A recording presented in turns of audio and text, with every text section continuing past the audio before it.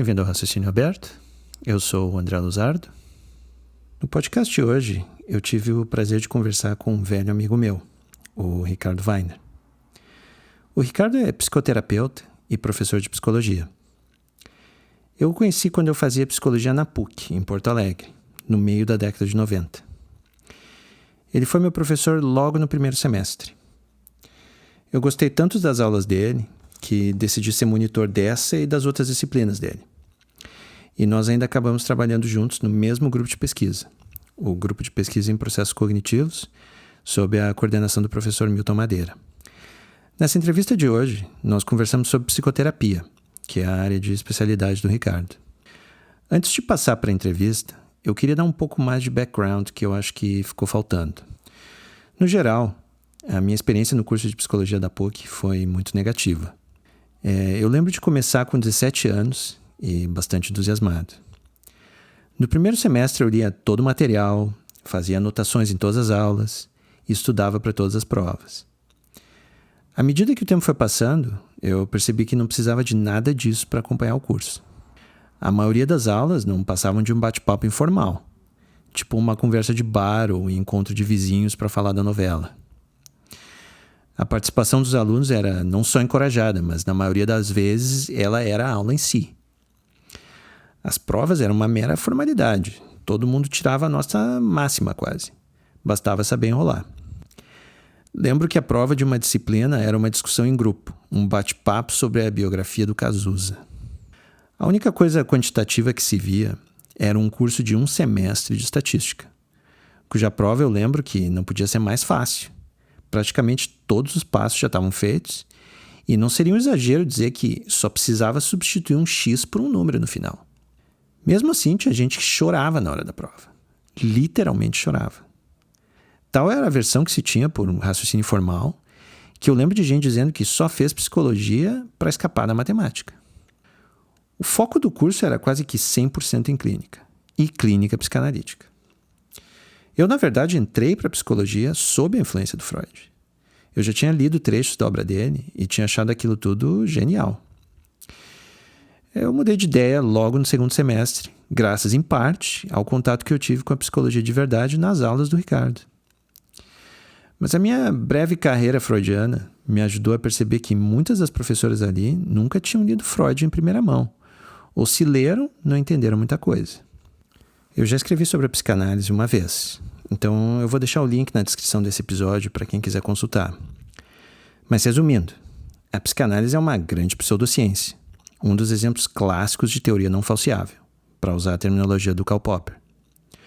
Então, qualquer prática clínica baseada na psicanálise só vai ter qualquer efeito, se tiver, devido a fatores que não têm nada a ver com a teoria psicanalítica. Mas voltando ao meu curso de psicologia, foi ali que eu também tive contato pela primeira vez com o pós-modernismo. Havia uns professores que circulavam textos de autores que faziam uma mistura de psicanálise com marxismo, coisa como a esquizoanálise, por exemplo. Mas eu lembro que a gente não se aprofundava nisso, pelo menos não na minha época. E a razão era muito interessante. Eles diziam que esses textos eram muito difíceis. Só que difícil não é a palavra certa. Esses textos eram impenetráveis. Era um amontoado de palavras, muitas delas inventadas, que não faziam o menor sentido. Qualquer um que já tentou ler Michel Foucault sabe do que eu estou falando. Enfim, eu saí da graduação extremamente decepcionado com o estado da psicologia, que, pelo menos na PUC, tinha sido reduzida à clínica, e a uma clínica que era basicamente curanderismo.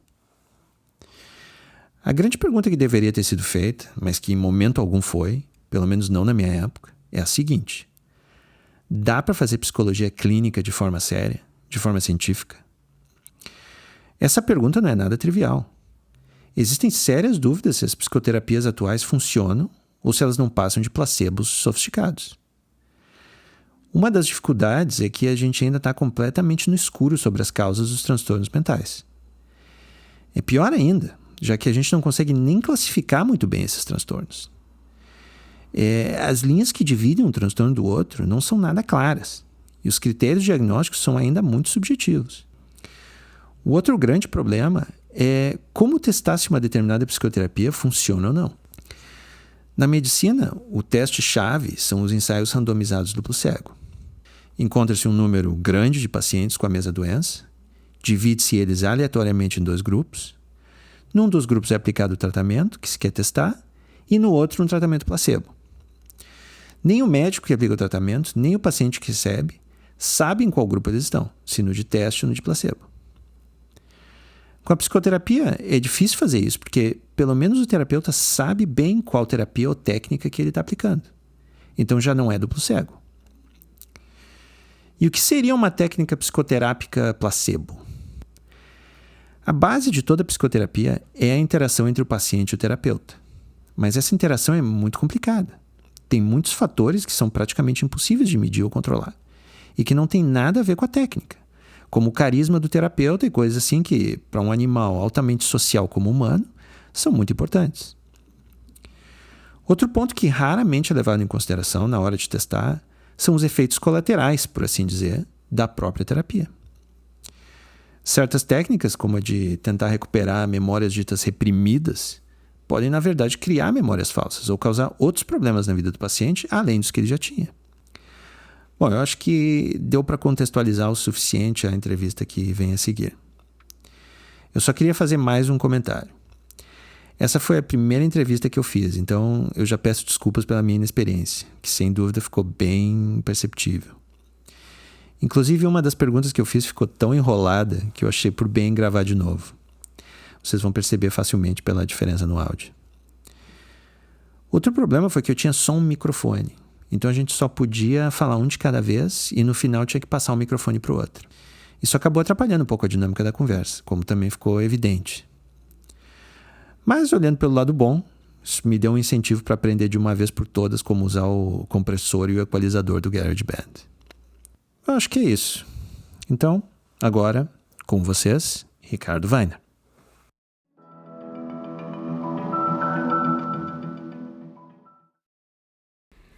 Eu estou aqui com o Ricardo Weiner, meu ex-professor. Ricardo Weiner, como é que tu te apresentaria? Como é que tu apresenta o que tu faz?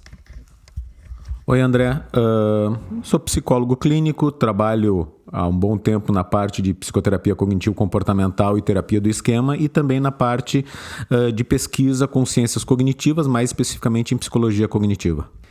Eu lembro das nossas aulas eu conheci o Ricardo em... Quando é que era aquilo? 95? Foi em 95, 95. E a gente trabalhou o que era... Primeiro tu me dava aula de... Psicofísica, exatamente.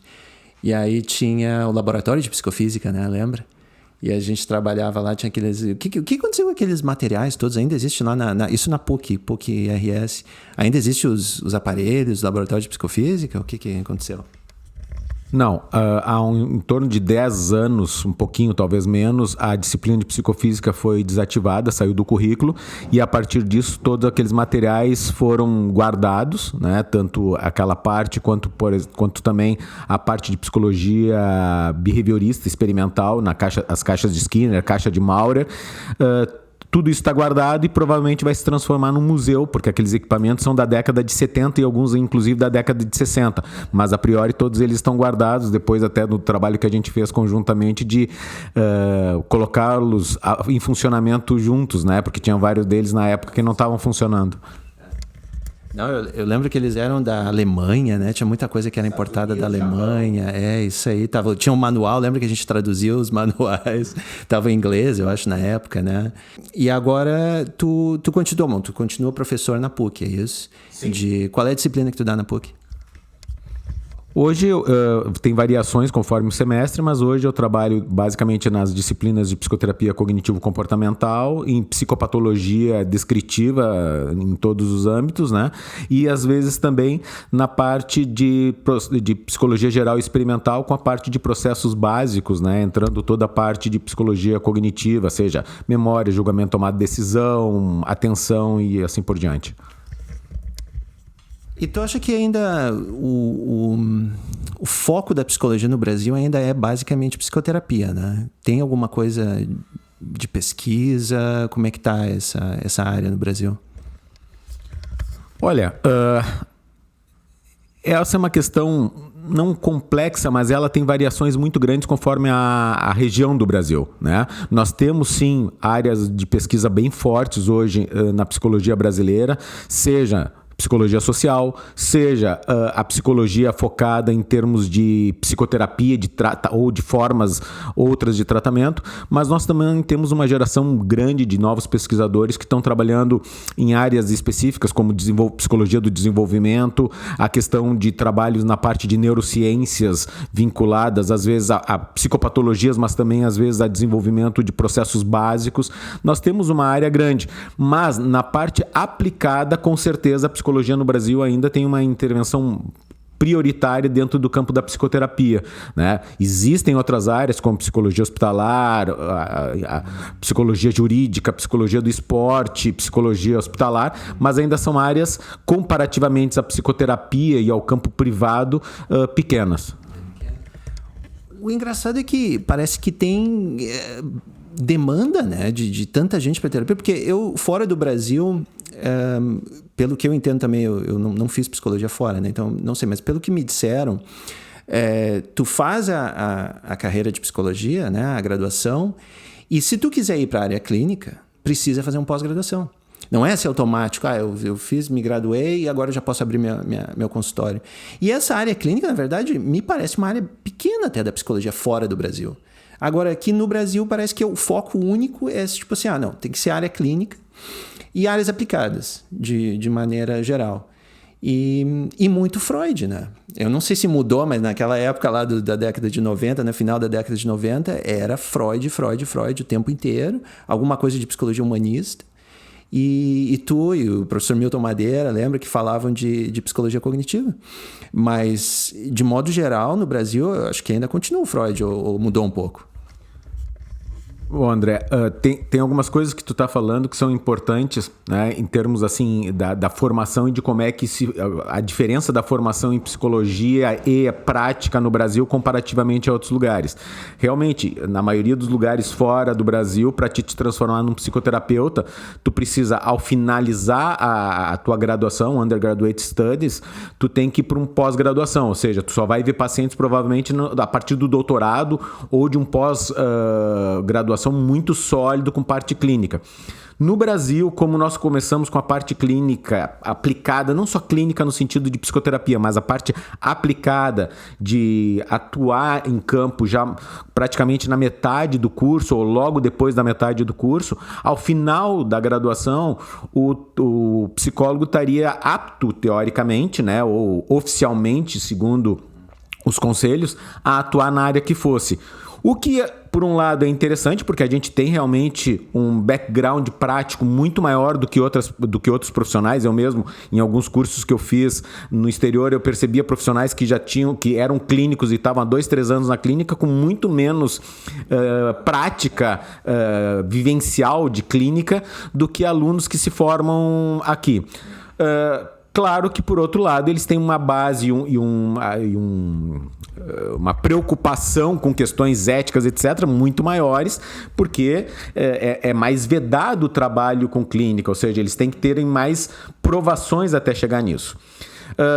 Em termos de mercado, tu falaste uma coisa importante, ou seja, existe ainda um predomínio muito grande das pessoas ao acabarem a graduação em psicologia a quererem ter seu consultório ou trabalharem na clínica. E tem demanda para estudo. Por incrível que pareça, existe uma demanda grande no Brasil pelo campo da psicoterapia, né? Ou seja, nós temos uma população grande que faz psicoterapia e precisa.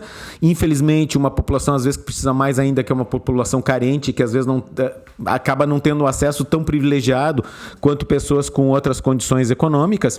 E comparativamente com outros lugares do mundo, essas pessoas vão para serviços de saúde pública, que fornecem muitas vezes esse campo, esse serviço de psicoterapia ou de acompanhamento psicológico, avaliações, dentro dos serviços de saúde, mas com uma frequência muito menor do que a gente vê, por exemplo, no Brasil e em alguns outros países da América do Sul ou da América Latina como um todo.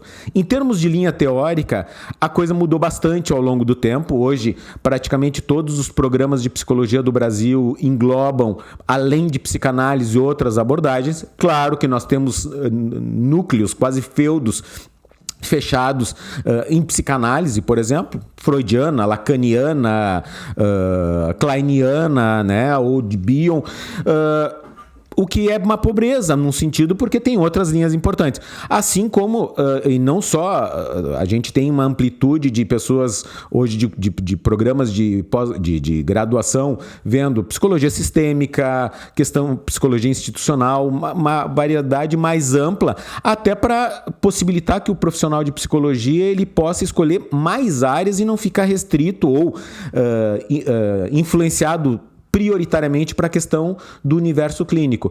Mas eu te diria que hoje a psicologia do Brasil não é mais tão Freud como era talvez até meados dos anos 90. Hoje nós temos aberturas maiores e existem inclusive alguns cursos de psicologia onde a psicanálise não é mais a orientação prioritária. E em questões de terapia, qual é a tua área? A tua área é terapia de esquema, não é? Explica para mim um pouco mais o que é a terapia do esquema.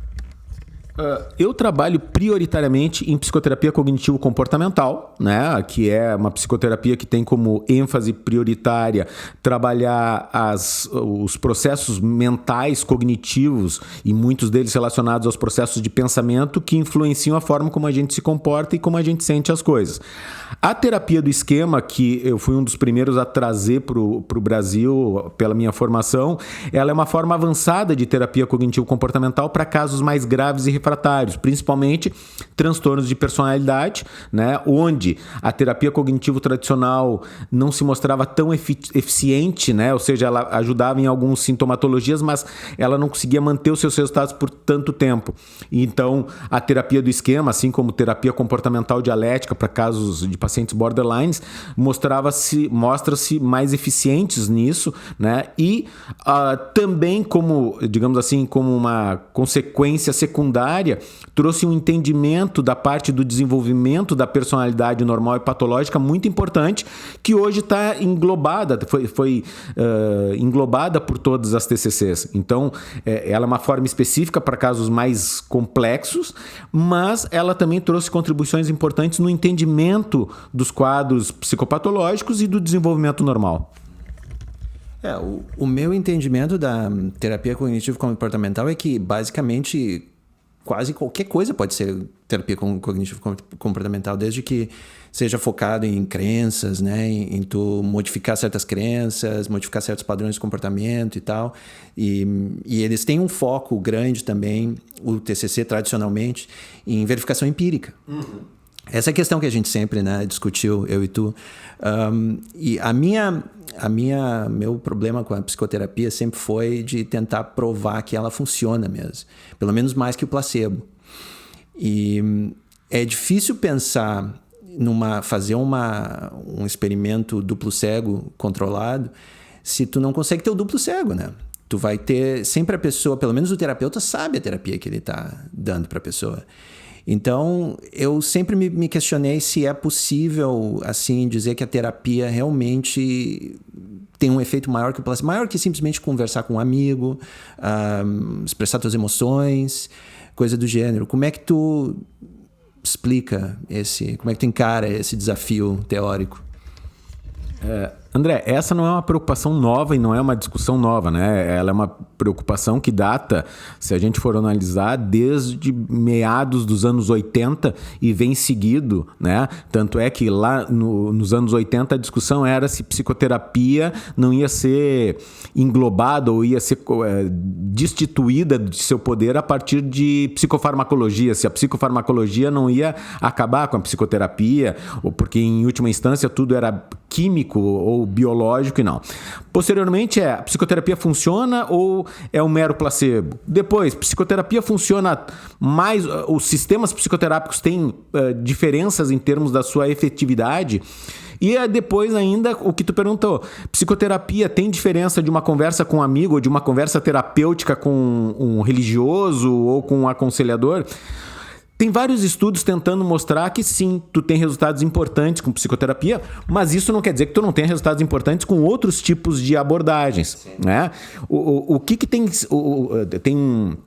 alguns estudos, por exemplo, tem um livro que eu acho que ele é bem significativo no estudo de buscar os melhores estudos que a gente pode ver para entender o que funciona e o que não funciona para diferentes patologias ou para diferentes situações, que é o What Works for Whom, agora me esqueci o nome dos autores, do Fornad e outro que agora me esqueci, né? Onde ele vai procurar os estudos para ver assim, quais estudos realmente bem estruturados, bem organizados e a sequência desses estudos, porque às vezes tu tem estudos que têm resultados contraditórios, né? Então, pegando um exemplo, pega o exemplo da hipnose, né? Nós temos muitos estudos avaliando o efeito da hipnose, por exemplo, sobre estresse pós-traumático. Somente um estudo bem montado. E esse estudo, o resultado não é forte. Então, assim, agora, isso quer dizer que hipnose não funciona para estresse pós-traumático? De modo geral, ou seja, a gente pensar resultados superiores a 65% nos casos estudados, parece que não. Mas isso não quer dizer que a prática com um paciente utilizando hipnose não possa ser muito eficaz. E isso é um complicador nos estudos de psicoterapia. Porque se a gente for buscar somente os trials, né, os ensaios duplos cegos, aleatórios, isso é muito difícil fazer em psicoterapia. Os melhores estudos que a gente tem em psicoterapia são os estudos longitudinais, que são dificílimos de serem feitos, que tem uma série de enviesamentos, mas são os melhores. Mas são difíceis e a sua própria natureza não permite um controle completo de variáveis. Às vezes, um estudo de série de casos em profundidade pode te dar resultados muito interessantes sobre o quê? Sobre os mecanismos de mudança. O que é crucial na mudança? E nesse sentido, as TCCs tiveram uma participação muito importante, porque elas buscavam exatamente explicar e buscar modelos explicativos para entender quais os pontos cruciais para que houvesse mudança terapêutica. O que se replicava na prática psicoterapêutica que mostrava que tinha resultados e que quando não era replicado não tinha.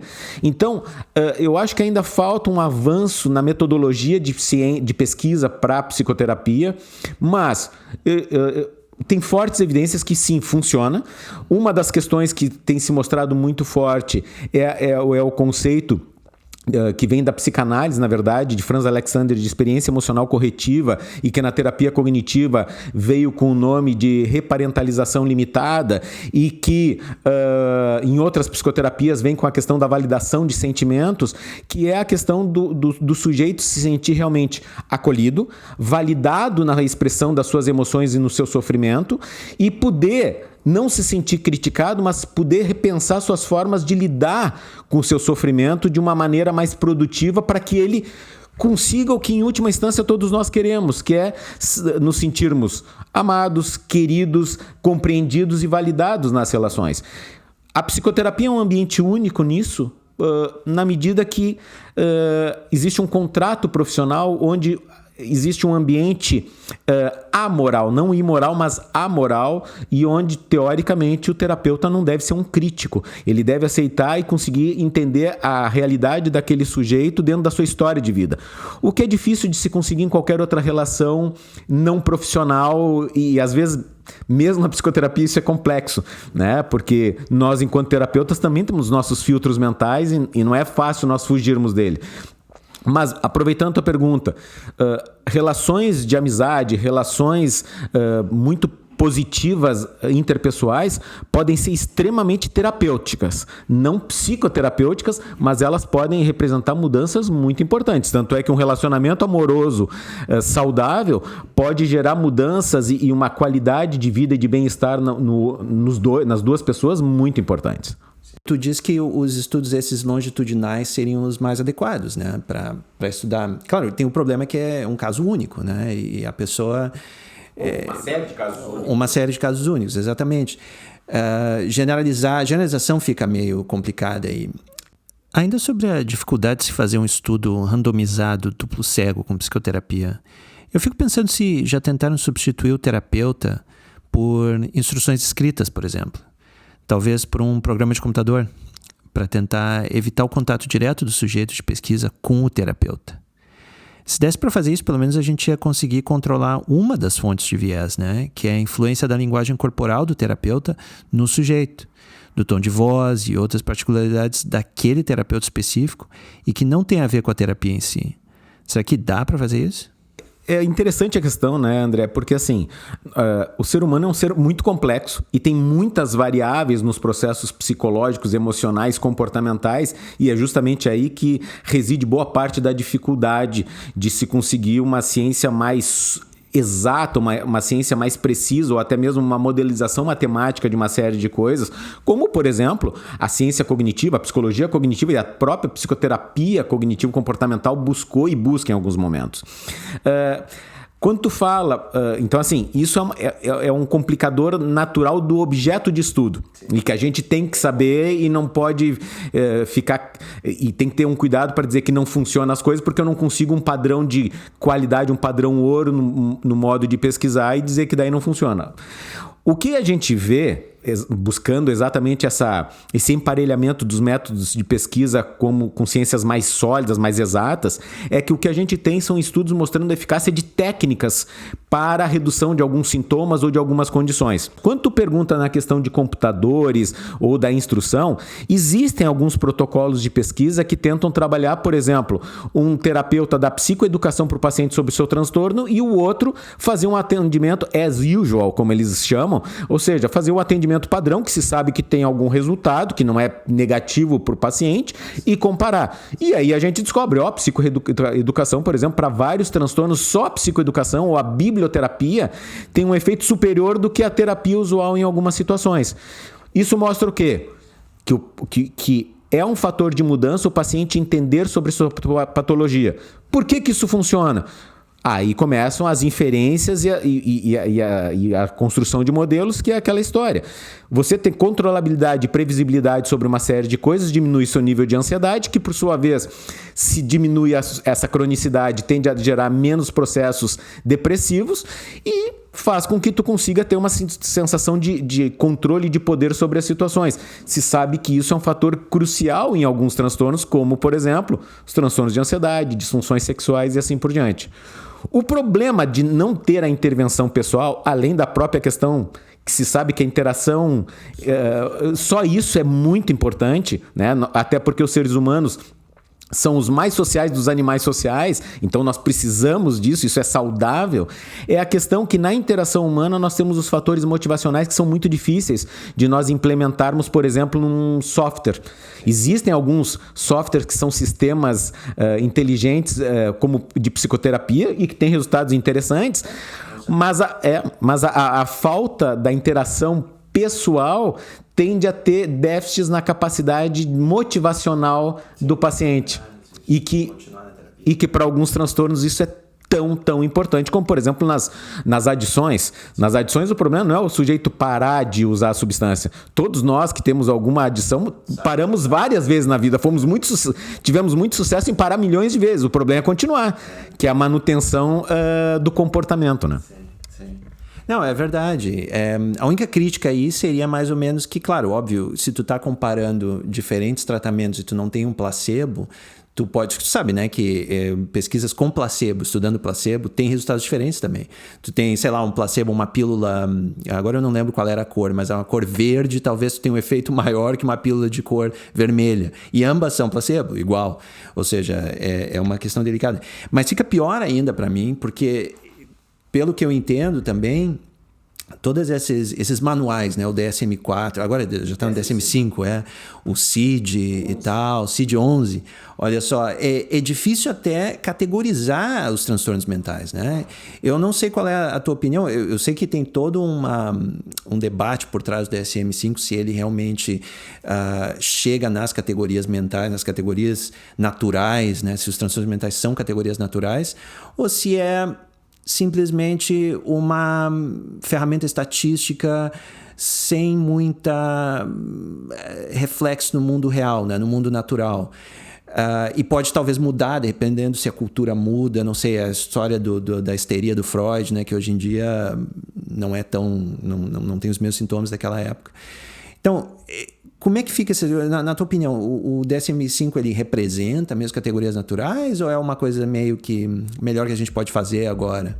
Essa é uma pergunta muito legal e que que gera uma discussão importante desde o lançamento do DSM-5, mas como gerou desde o DSM-4-TR e assim por diante. realmente é uma aproximação estatística. Isso é a primeira coisa que nós temos que pensar. Por que é uma aproximação estatística? Porque, por exemplo, os fenômenos, principalmente os fenômenos humanos, eles têm uma variabilidade extrema, absurda. O processo de meiose que nos gera faz com que não existam dois seres humanos exatamente iguais, e se tem nos gêmeos monozigóticos, né, rapidamente eles começam a mudar pelo efeito da cultura e o efeito das aprendizagens sobre ele. Então, agora, a pergunta talvez seja também, são válidos ou não esses manuais? Eu acredito que eles sejam bastante válidos. Por quê?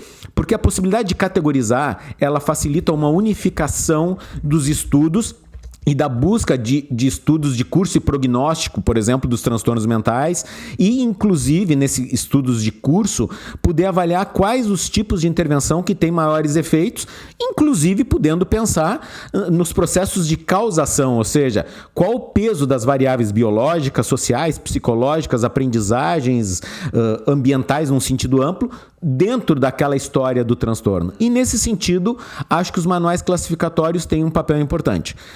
O problema é que, assim, os seres humanos são altamente influenciados, e uma das questões que eu sempre me questiono e acho que é uma questão pouco explorada ainda é o conflito de interesses. Os seres humanos são naturalmente influenciados pelos seus conflitos de interesses, sejam políticos, religiosos, pessoais, econômicos e assim por diante. Então, o que a gente vê, e é uma crítica que tem que sempre ser muito bem solidificada nos manuais classificatórios, é que existem vários conflitos de interesses ali. Por exemplo, por que se fazem, teoricamente, o DSM deveria ser atualizado a cada 7 anos? Isso não ocorre exatamente. Por quê? E por que ele deveria ser atualizado a cada 7 anos? Porque, como o mundo muda, as estratégias dos seres humanos para lidar com esse mundo diferente também mudam. E isso podem gerar transtornos mentais diferenciados ou formas distorcidas de lidar com a realidade, e até mesmo novas formas adaptativas. Por exemplo, se nós formos pegar desde o DSM, primeiro, de 52 até a última versão, e olharmos as categorias diagnósticas, a que mais sofre mudanças são as relacionadas às questões sexuais. E por que isso? Porque lá em 52, homossexualidade, por exemplo, merecia ser tratado. Lá em 1980, só se deveria tratar a homossexualidade egodistônica, aquela que incomodasse o sujeito. Hoje, se você vai tratar a homossexualidade, você vai perder o seu diploma, porque hoje é visto como uma orientação, uma escolha, uma orientação sexual. O que mudou? O comportamento sexual mudou? Não. O que mudou foram preceitos sociais, ou seja, preconceitos, questões religiosas e assim por diante, que inclusive fizeram com que algumas questões teóricas fossem revistas. E isso é muito interessante na questão da influência dos dogmas religiosos, culturais, sobre a ciência, e a gente poder ver que a ciência é o melhor que nós temos, mas está longe de ser perfeito. Então, tem essa questão. A outra questão complicada é que hoje, pelo DSM-5, todo mundo consegue se enquadrar dentro de algum transtorno ali. Por quê? Porque qualquer sofrimento, qualquer desadaptação que todos nós temos em algum momento pode ser enquadrado ali. Por que isso aconteceu de tal maneira? Uma das críticas, e que eu concordo com ela, é para se enquadrar dentro dos sistemas de saúde, principalmente norte-americanos. Não esqueçamos que o DSM é norte-americano. Então, por exemplo, pessoas que têm disforia por tensão pré-menstrual hoje têm um código. E, portanto, o sistema de saúde pode tratar essa patologia, que antes talvez tivesse que ser enquadrado em outro código de doenças e assim por diante, né? Então, tem um lobby dos sistemas de saúde, do sistema de saúde, assim como também tem um lobby dos laboratórios farmacêuticos que tem interesse que, aumentando o número de transtornos mentais, eu aplico a utilização dos meus químicos em mais categorias, né? E a gente não pode ser ingênuo e achar que isso tudo está somente baseado em dados neutros e puros de pesquisa. Essa ideia de tentar catalogar, por mais válida que seja, eu não sei se ela está chegando na raiz do problema. Tu acha que existe um problema, uma questão, assim, sei lá, o sujeito, o cérebro depressivo, ou um gene para depressão, ou que seja, uma categoria natural mesmo, e que a gente só não está sabendo identificar, a gente ainda não achou um marcador? Ou tu acha que a influência do meio realmente é mais forte para moldar o sintoma, e a pessoa de repente só tem um cérebro um pouco diferente, e como que ela expressa isso vai ser dependendo do meio e tal. Qual é a tua opinião sobre? Essa discussão teórica da dicotomia entre natureza versus criação, eu acho que ela, há um bom tempo, está indo num caminho de unificação e não de dicotomização. Então, o que nós hoje sabemos? Por exemplo, lá na década, até os anos 80, se tinha duas posições bem antagônicas. Uma posição biológica, que dizia que, na verdade, ciências como psicologia seriam subciências que seriam destruídas na medida que a biologia avançasse e explicasse que tudo se reduzia ao biológico, e tinha posições altamente culturalistas que diriam que todos os fenômenos psicológicos humanos, na verdade, só teriam sentido pensados em termos das relações sociais, ou seja, que nós seríamos seres culturais como um todo. Quem tem razão? Nenhum dos dois tem razão e ambos têm razão. Porque o que se sabe? Existe uma natureza humana que por muito tempo tentou ser negada. Uma natureza humana que a gente aceitava muito bem e ainda aceita muito bem quando se pensa do pescoço até os pés. Ou seja, a evolução é bem aceita do pescoço até os pés. Quando se coloca a cabeça, a mente, daí já se quer pensar que é tudo muito mais fruto de ambiente do que qualquer outra coisa. E o que nós sabemos é que nós temos uma natureza biológica, uma natureza humana que nos prepara para sermos humanos com algumas características, nem boas nem ruins, mas características que em última instância foram construídas em milhões e milhões de anos para adaptação, sobrevivência e reprodução, e que, dependendo do ambiente, o mundo que nós estejamos, pode ser positivo ou não, ou seja, adaptativo ou não. Então, o que é importante saber?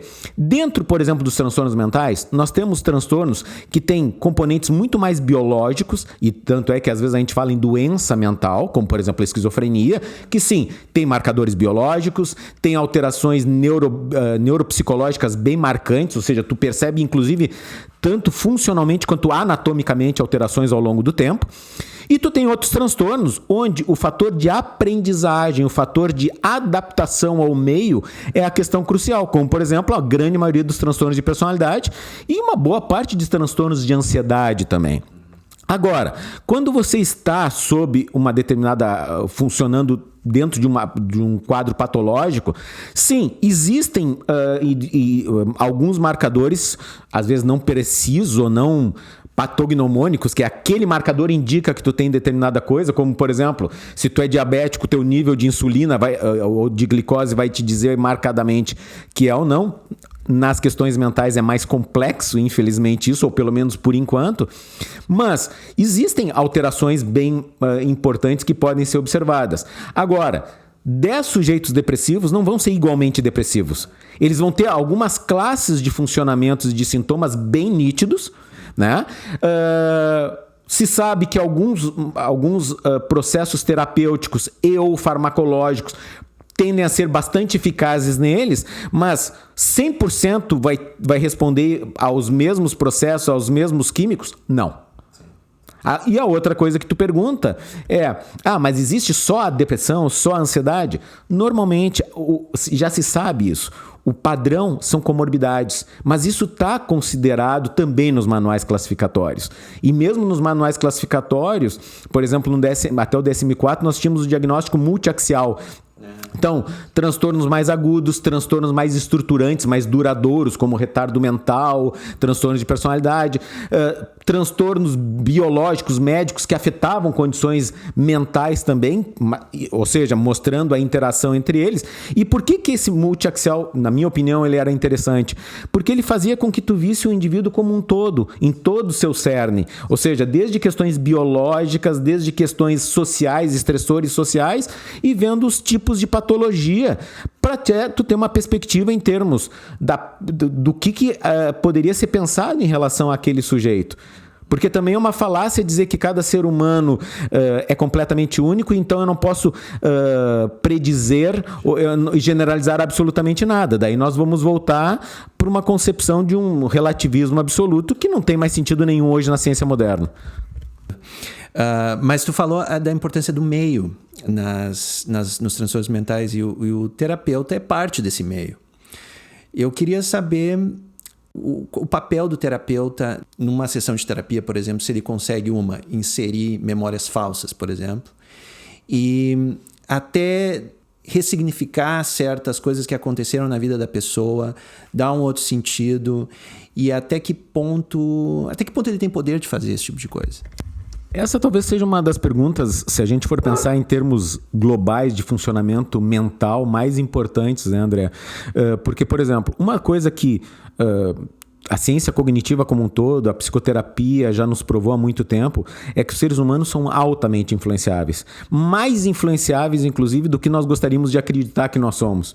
Então, uma simples geração de emoção antes de algum evento já gera predisposições para se fazer várias coisas e que o sujeito absolutamente não tem noção disso e, pelo contrário, ele tem certeza que não faria, aquilo não o influenciou. Então, como lá no início da psicologia, a ideia de que nós somos totalmente conscientes dos nossos funcionamentos é uma falácia. Então, isso é a primeira coisa.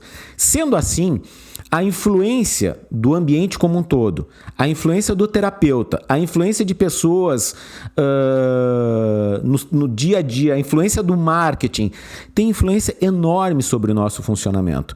Tu perguntou sobre falsas memórias. Sim, falsas memórias é um processo natural que ocorre normalmente com todas as pessoas. Sabe-se o que... Tem pessoas mais suscetíveis a falsas memórias? Sim. Pessoas com características mais emocionais e mais com neuroticismo maior, a problematizar mais as coisas, eles são mais suscetíveis a isso. Crianças são muito mais suscetíveis do que adultos. E como é que se forma uma falsa memória? Se repetindo uma série de coisas, se fazendo falar sobre aquilo várias e várias vezes, ou por questões emocionais, de cansaço, etc. Podem se fazer? Podem. E se sabe coisas que aumentam a probabilidade de criar uma falsa memória? Sim. Perguntas fechadas, uso de questões conceituais em vez de questões descritivas e assim por diante. Então, sim, tem na história vários casos onde foram implantadas falsas memórias sobre questões de abdução satânica, questões sobre situações de abusos sexuais que inclusive prejudicaram muitas pessoas, assim como em casos usuais sobre questões de trânsito, acidentes de trânsito, casos de homicídio, reconhecimento de de acusados. Ou seja, é muito fácil o ser humano errar a partir de vieses ambientais ou atencionais. Hoje se conhece muito isso, mas o problema é que em psicoterapia nós temos que ter mais cuidado com isso, porque quanto maior for a figura de autoridade, quanto maior for a percepção de autoridade da outra pessoa na relação, maior a chance de tu induzir aprendizagens, né? Que é a mesma relação professor-aluno. Ou seja, um professor que está falando uma mentira ou um dado errôneo, ele tem poder de influenciar muitas pessoas pela sua credibilidade. Então, essas são as grandes questões que hoje, por exemplo, inclusive estão gerando problemas em relação às redes sociais, fake news e coisas do gênero. Sim, falsas memórias ocorrem, assim como o poder do marketing consegue nos influenciar de uma maneira que a maior parte das pessoas não consegue nem acreditar. Uma coisa que a gente ouve muito hoje, principalmente lá fora, nos Estados Unidos, é várias coisas. Uma são essas questões de gênero, né? De que... Primeiro, que gênero seria uma construção social e que não tem relação quase nenhuma com o sexo biológico da pessoa. E como essa pessoa, quando que ela se decide que ela tem um certo gênero e coisas assim, e dos transexuais, que hoje em dia parece que... Principalmente, eu estava ouvindo um podcast que dizia que nas meninas é muito mais comum tu ter meninas chegando em clínicas dizendo que elas não se sentem do sexo biológico que elas são. E ocorre em uma certa idade, eu acho que pré-adolescente, uma coisa assim, e com meninas autistas ou do espectro autista.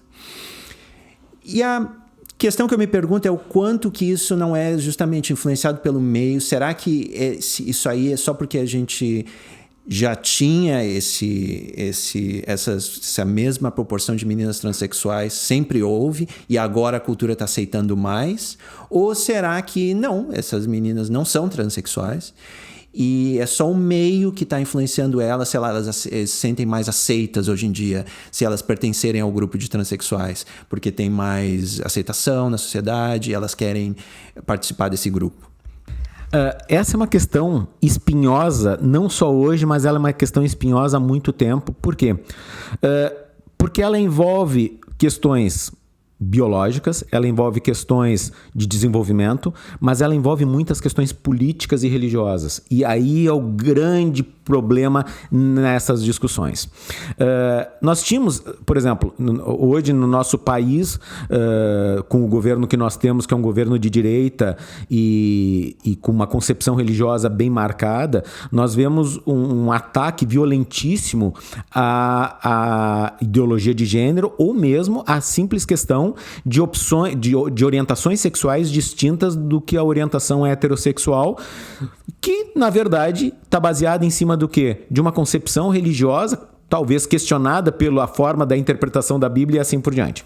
O que nós temos de conhecimento hoje sobre isso? O problema é esse. Primeiro, o conhecimento, ele, como a gente estava falando, ele não, é difícil a gente conseguir conhecimentos completamente neutros, porque o pesquisador, ele também tem um conflito de interesse, às vezes, no que ele acredita ou não. O que nós sabemos? Que a sexualidade não é meramente fruto de aprendizagem a partir da criação. Se isso fosse verdade, todos casais heterossexuais, os filhos seriam heterossexuais. Ou seja, a gente sabe que não é isso. Então é uma questão de modelação do ambiente, dos ídolos, etc, etc. Também se sabe que a escolha de alguns comportamentos sexuais, de algumas condutas sexuais, pode ser influenciado por modelagem, mas não a escolha, a orientação sexual em si. E a outra questão é a gente conseguir identificar o que é sexo biológico, o que é gênero e o que é identidade de gênero e o que é opção sexual, orientação sexual, porque a própria ideia de opção sexual é uma das questões que hoje está caindo por terra. Porque, sejamos muito honestos, qual a pessoa que optaria realmente por numa cultura, por exemplo, como nós temos em vários lugares do mundo, a assumir uma orientação homossexual, considerando que ele é muitas vezes excluído, em algumas culturas ele é marginalizado, em outras ele é criminalizado e assim por diante. Nenhum ser humano busca condições aversivas por sua natureza. Mas, da mesma maneira que vamos pensar assim, um gado não vai comer carne porque ele não é carnívoro, é herbívoro, o que se vê é que nas questões sexuais existe um componente biológico bastante importante, mas que também tem que se ter cuidado ao discutir isso. Por quê? Porque a própria comunidade LGBT, né, ele fica receoso quando se fala que tem distinções, por exemplo, biológicas. Então, por exemplo, tem estudos que mostram que existem peculiaridades no cérebro de determinadas identidades de gênero, né? Mas eles ficam incomodados por isso. Por quê? Porque isso leva a um componente que, por exemplo, é a justificativa da Igreja Católica para dizer que tem que se aceitar todos como se eles fossem doentes, né? Então, assim, é muito delicada e espinhosa a questão, porque pelo caminho que tu vai pode ter um viés na interpretação ou uma crítica na interpretação. Eu não sou um especialista na parte de sexualidade, mas pelos estudos que eu já vi, pelo que eu vejo, pela própria estrutura dos pacientes, nós identificamos crianças, às vezes com 2, 3 anos de idade, mais comumente a partir dos 4 e 5, que mostram claramente um descompasso entre a sua biologia e a sua identidade de gênero. Então, eu já tive pacientes meninas, né? Ou seja, fêmeas que se mostravam incompatíveis com aquele gênero, e já vi meninos que também se mostravam incompatíveis. E que a evolução, naturalmente, é eles irem para uma orientação homossexual na adolescência. Outras pessoas têm isso muito cedo, ou às vezes até na adolescência, e vivem toda uma vida funcionando como heterossexuais. Por quê? Porque o ser humano quer ser aceito, o ser humano tem uma necessidade importantíssima de ser gostado e de ser reconhecido pelos outros, principalmente pelo seu núcleo familiar. E aí nós encontramos casos muito tristes de pessoas que vão sair do armário, como é o termo utilizado na literatura, aos 50, 60 anos, quando já tiveram onde levaram o caminho da sua sexualidade por um caminho completamente diferente do que seria a sua maximização sexual, para cumprir normas sociais. Acho que o que está acontecendo é que a sociedade está se abrindo mais para isso, de modo geral, possibilitando que as pessoas enfrentem isso mais facilmente, embora a gente consiga encontrar ainda as mesmas restrições, as mesmas conflitivas, né? Pode parecer que está muito mais fácil, mas para essas pessoas, na maioria das vezes, não está mais fácil. E outro movimento que acontece toda vez que a gente faz um movimento de transição social é que existe, às vezes, uma exacerbação da importância disso. Então a gente encontra muitos adolescentes, e quem trabalha com adolescentes vê isso, que começam a ser forçados a experimentar todos os caminhos sexuais, todas as práticas sexuais, para poder admitir que realmente sabe qual é a sua prática, né? O que também é um contrassenso.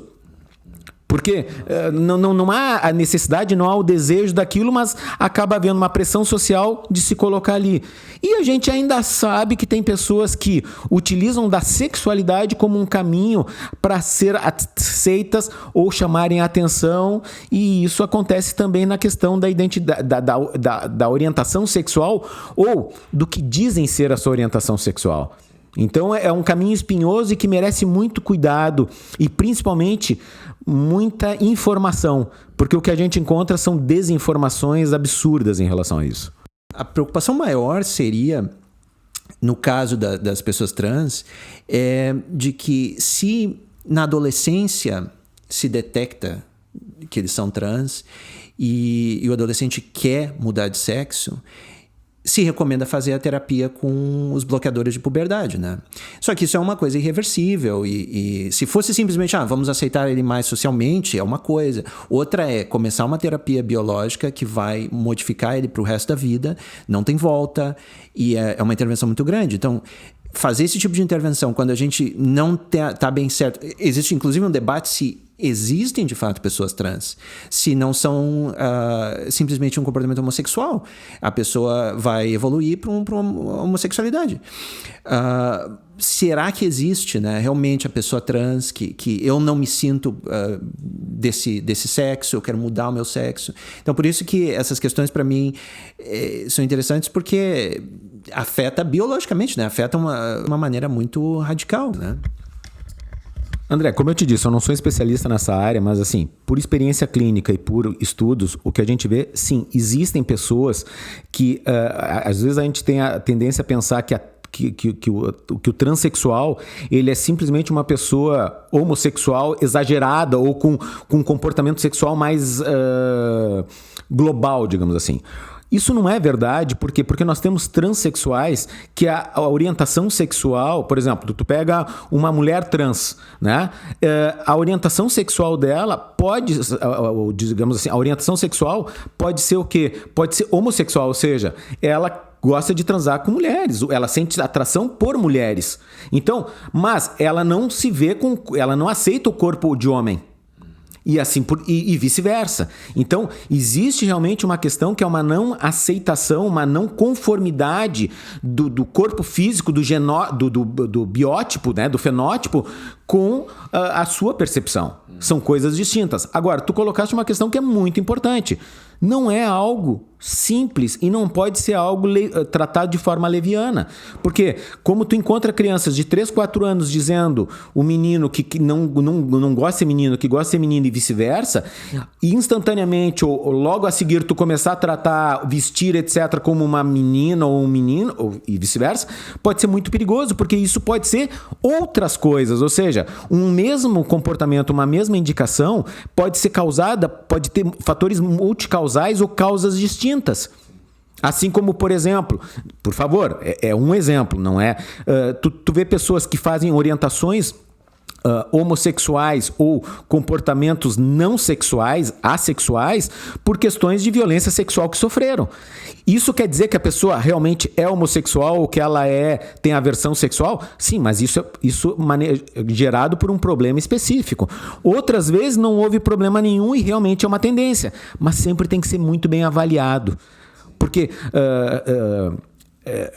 o problema, como a gente estava falando, o funcionamento humano é muito complexo. Nós temos muitas variáveis e o funcionamento psicológico é muito complexo. Soluções simplistas geralmente são muito perigosas e levam a caminhos também bastante perigosos. Outra questão que tem tido proeminência na mídia, principalmente, é essa questão de tratar muitas nas universidades, hoje em dia, por exemplo, dos trigger warnings, né? Que seriam esses avisos de gatilho, de ter toda uma sensibilidade com pessoas que talvez passaram por um certo trauma. E essa é outra coisa que eu queria te perguntar. Esse conceito de trauma, eu lembro que muito veio do Freud, né? De que é um trauma e que daquele trauma tu desenvolve toda a tua personalidade em cima e tudo mais.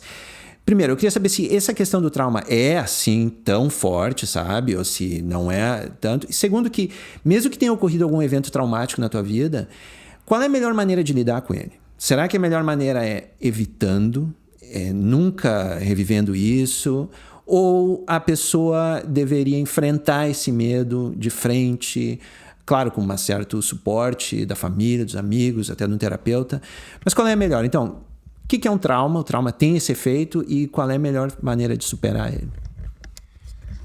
Nós estamos numa época de muitas sensibilidades, digamos assim. Que por um lado pode ser interessante, por outro também, como tudo, é uma faca de dois gumes e gera alguns problemas, né? Antes mesmo da gente conversar aqui, tu estava falando da geração floco de neve, né? Onde tudo é sensível demais, onde a gente tem que ter cuidados. O que acontece? Primeiro, a concepção de trauma ela é muito mais restrita do que de modo geral ela é apresentada.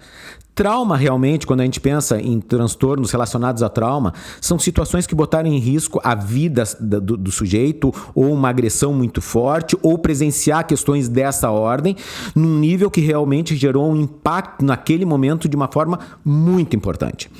Todo mundo que passou por um trauma vai ficar traumatizado, vai ter reações pós-traumáticas duradouras? Não, é a minoria que vai ocorrer isso. Então, isso já são questões bem importantes da gente saber e baseados em estudos bem claros. Tanto é que a própria concepção de trauma, quando Freud traz, que foi o primeiro a trazer isso, estava relacionado a acidentes de locomotivas. Então, assim, eventos de grande proporção.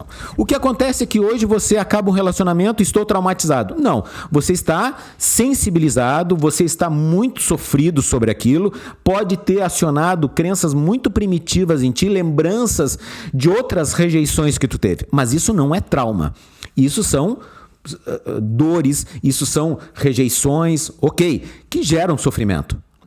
Muito bem. Se a cada momento, em qualquer discussão, eu tiver que ficar antecipando isso, vai ser impossível. Porque você está vendo televisão e na televisão aparece um filme ou uma reportagem que fala sobre crianças que foram órfãos. Se eu sou órfão ou se eu me senti abandonado pelos meus pais viajavam muito, isso vai me sensibilizar. Ah, então eu não deveria ver... Tu não tem como fugir do mundo, o mundo está presente. E, inclusive, em termos de tratamento, uma das coisas que se sabe é que as sensibilidades, os sintomas ansiosos, eles são tratados prioritariamente por habituação, ou seja, exposições gradativas. Então, isso é importante que aconteça. Agora, com a onda do politicamente correto e da gente não poder, a gente ter que ter preocupação com o que cada pessoa vai sentir, etc., acaba gerando uma paranoia coletiva de que, por exemplo, você vai falar sobre um assunto, olha, eu vou falar sobre isso, será que incomoda alguma pessoa? Olha, ou a gente vai ter que agir quase como Chomsky age nos artigos dele. Estou saindo desse paradigma de ciência, dessa concepção de tal conceito, etc., e o que eu vou falar é a partir disso. Ou seja, se tu não concorda com isso, então nem leia. O que pode até ser adequado, mas vamos dizer que complica muito as interações naturais entre as pessoas. Agora, é aquela história. Quando eu converso com uma pessoa, eu até posso gerar algum desconforto nela por alguma questão. Mas a outra pessoa deveria perceber que a minha intenção necessariamente não é atacá-la. Ou seja, isso está acontecendo por questões minhas. E talvez eu tenha que analisar o porquê que isso está acontecendo. Então, uma autorreflexão, uma autoanálise no sentido de pensar sobre o seu funcionamento pode levar a se perceber alguns pontos, gatilhos, que podem servir a trabalhar ou ser considerados. Para fechar, porque eu sei que tu já estamos fechando quase uma hora aqui de conversa, Justamente nessa questão de como é que a pessoa deve enfrentar os seus traumas, eu fico pensando nessa questão do desenvolvimento pessoal.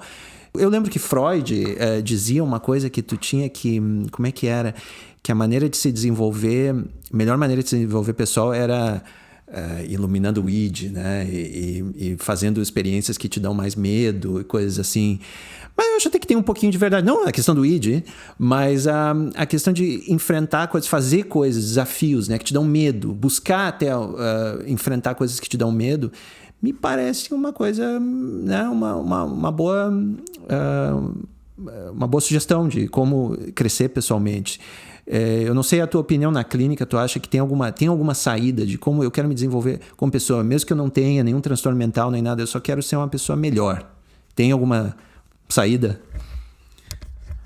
Boa pergunta, e pergunta histórica, né? Ou seja, todo mundo pergunta isso. Eu acho que tem duas vertentes da tua pergunta, André. Primeiro, uma questão assim, o desenvolvimento pessoal num sentido mais amplo, mais profundo, até mesmo que os filósofos falavam, né? Freud avançou muito e Freud teve contribuições incríveis nesse sentido. Ele traz uma questão importante, que ele vai dizer, você vai se desenvolver na medida que você enfrentar obstáculos. Ou seja, o que desenvolve a tua personalidade, o que faz tu te desenvolver são as complexidades da vida. Tanto é que hoje a gente vê uma dificuldade maior, às vezes, nas pessoas em formarem a sua identidade adulta, porque cada vez está demorando mais tempo para eles assumirem os grandes dilemas da humanidade, como, por exemplo, ter filhos, que é uma das tarefas mais hercúleas, mais complexas e mais definidoras da adultez, por exemplo. Não estou dizendo que tem que ter filho para ser adulto, mas é um dos grandes dilemas e que as pessoas hoje estão tendo depois dos 40 anos. Ou sair de casa, né? Exatamente. Que são... Por que isso é importante para o desenvolvimento? Porque isso representa desafios e a geração de novas estratégias de enfrentamento, e nesse momento você consegue se defrontar com seus medos, com suas inseguranças, e também a partir disso consegue fazer uma questão que está muito em voga hoje, mas é antiga na literatura filosófica e até religiosa, que é descobrir os seus valores. O que são realmente coisas importantes para você na sua vida? Qual é o valor na tua vida? O que é realmente significativo para a tua vida? E poder aceitar-se isso, avaliar se isso não é meramente uma tentativa de fugir de desconfortos, ou se isso realmente são valores, e a partir disso ser honesto com seus valores. Porque eu gosto muito de uma frase de um filme nacional que diz que a verdadeira liberdade não é seguir os nossos impulsos, mas seguir as nossas escolhas. E seguir as nossas escolhas é um desafio muito complexo, porque representa muitas lutas e abdicar de muitas outras coisas. E essa é a grande complexidade. Então eu concordo contigo que crescer não ocorre de graça. A natureza nos exige um desconforto a qualquer nível de crescimento, seja ele qual for. E às vezes as pessoas acham que a boa vida é não enfrentar desafios. Por outro lado, existe também a área da psicologia positiva sobre o bem-estar, né? E a gente sabe que para viver bem tem algumas coisas importantes, como ter amizades, como não viver em ambientes hostis onde a tua liberdade está restrita a cada momento. Mas isso me endurece, isso me fortalece, sim, mas teria coisas que não teria necessidade, tu poderia ter crescimentos outros sem passar por essas coisas. Ricardo, muito obrigado. Foi um prazer te ver de novo. E eu queria te perguntar mais uma única coisa. Tem algum livro, alguma recomendação que tu faz? Livro, palestra, TED Talk, alguma coisa assim que tu gostaria de deixar para os ouvintes? Aí tu me pegou, né, André? Mas assim, tem algumas coisas... Tem alguns livros que eu acho que são obras-primas para a gente entender um pouco da natureza humana como um todo. Nesse sentido, eu diria, um livro atual é o Rápido e Devagar, Duas Formas de Pensar, do Kahneman. Eu acho que esse livro é uma leitura incrível para a gente entender muitas coisas. Outra outro ponto importante, por exemplo, Et Homem, do Nietzsche, que é um livro importante, né, que traz algumas questões importantes, assim como Humano, Demasiadamente Humano, do Nietzsche, também nos trazem componentes bem interessantes. Em termos de atualidade, TED Talks, por exemplo, alguns trabalhos da Brené Brown sobre vulnerabilidade e a concepção de vulnerabilidade não mais como uma questão negativa, mas sim como se acolher o seu funcionamento e buscar vivenciar essa vulnerabilidade na arena da vida, são questões interessantes. E por aí afora. E questões até mesmo relacionadas ao budismo, que nos ensinam muitas coisas em termos dos seres humanos e que hoje tem uma série de terapias e de filosofias que navegam nessa onda querendo dizer que são coisas novas, mas são roupagens basicamente do budismo e de alguns filósofos antigos. Então, Ricardo, muito obrigado e a gente se fala na próxima. Obrigado, André. Satisfação em te ver novamente.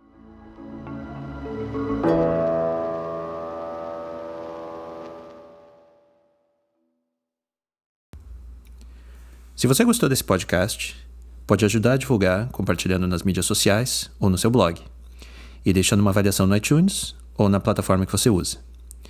Você também pode ajudar fazendo uma contribuição pelo Apoia-se. O Raciocínio Aberto só existe graças ao apoio de ouvintes como você.